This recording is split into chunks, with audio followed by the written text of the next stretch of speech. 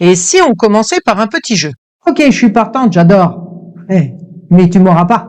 Alors voilà, tu vas essayer de trouver un essai politique? Non? Débat sur France 2? Hugo Décrypte? Vous avez entendu que les riches sont les pires, non? Ceux qui utilisent notre salon ultra VIP ont gagné ce droit en dépensant 100 millions par an. Ce qui résulte de la répartition des moyens et des richesses? Les classes sociales. Ils dépensent 100 millions pour deux objectifs, l'inégalité et la discrimination. Ouais, je le savais, une série sud-coréenne. Une des meilleures d'ailleurs. Et dépêchez-vous, elle va disparaître du catalogue de Netflix, avec des acteurs et actrices beaux comme des dieux et des déesses. Souvent retouchés, certes, mais elles sont charismatiques. Et puis, si nous les femmes, on peut enfin avoir des hommes canons, sexy, ça nous change de notre quotidien télévisuel, non? Fan service, peck. Bon, on se calme, sérieusement. Bon, ok. Pour beaucoup, K-drama rime encore avec romance pour femmes en manque d'amour ou pour ados attardés. Ok. Sous-titres fatigants, humour non estampillé francophone. Série pour femmes au foyer, repassage inclus. Remarque, soit dit en passant, regarder un K-drama et lire les sous-titres en repassant, c'est soit dangereux, soit une performance.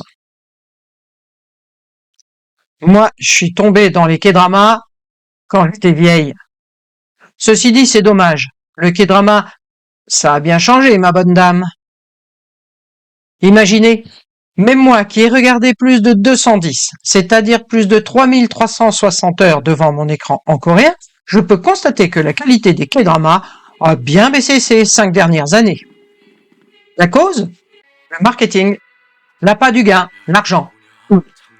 Le fric en coréen. Les plateformes comme Netflix en tête, Disney+, Prime Video et les autres, ils ont flairé le filon. Le résultat? On produit de plus en plus de K-dramas par an, au détriment du contenu, de la finition, de la finesse, de la poésie. Quel dommage, quel scandale, quelle perte! Quelques données pour étayer tes dires, Aeun. À l'échelle mondiale, les K-dramas pèsent lourd. Rien qu'au premier semestre 2024, Netflix a enregistré environ 1,5 milliard d'heures de visionnage pour ces séries. Dans le catalogue non américain de la plateforme, il représente près de 9% de l'offre. En termes économiques, cela compte. On estime que les K-dramas génèrent 3 à 5% des revenus d'abonnement de Netflix. Et sur Google, la recherche K-drama est montée au sommet des tendances en 2024. Preuve de l'explosion de leur visibilité. En résumé, en France, plusieurs millions de spectateurs suivent activement les K-dramas.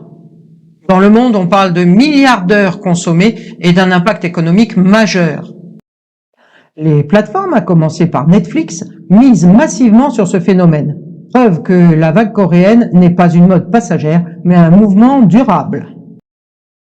Perso, je vous parlerai très peu des nouveautés qui font vibrer les mecs en manque de testostérone et d'ammoralité, comme Squid Game, Gangnam B-Side, Aux côtés du mal, et le nouveau là, Trigger. Curieusement, c'est les seuls en VF proposés.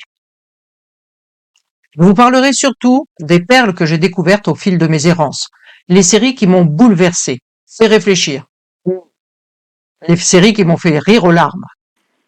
Parce que même dans les séries asiatiques, même dans les séries sud-coréennes, on a des choses à dire, à dénoncer, à faire admirer, et même dans les romances.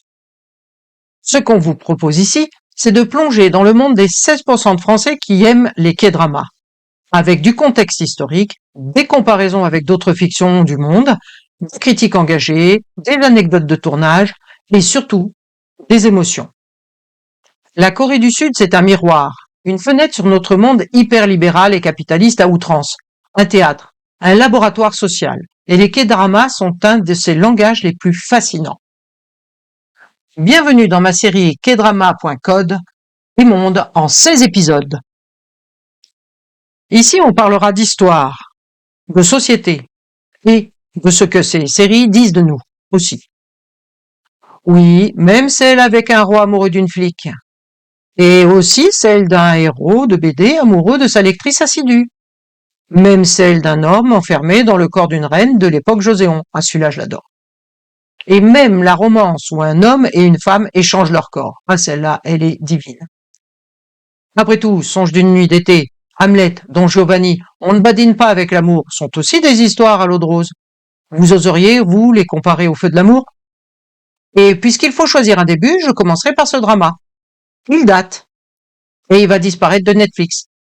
Mais bon, comme les riches sont encore plus riches, les pauvres encore plus pauvres, et l'amour toujours intemporel, ce drama est toujours d'actualité. Et puis, l'amour est éternel.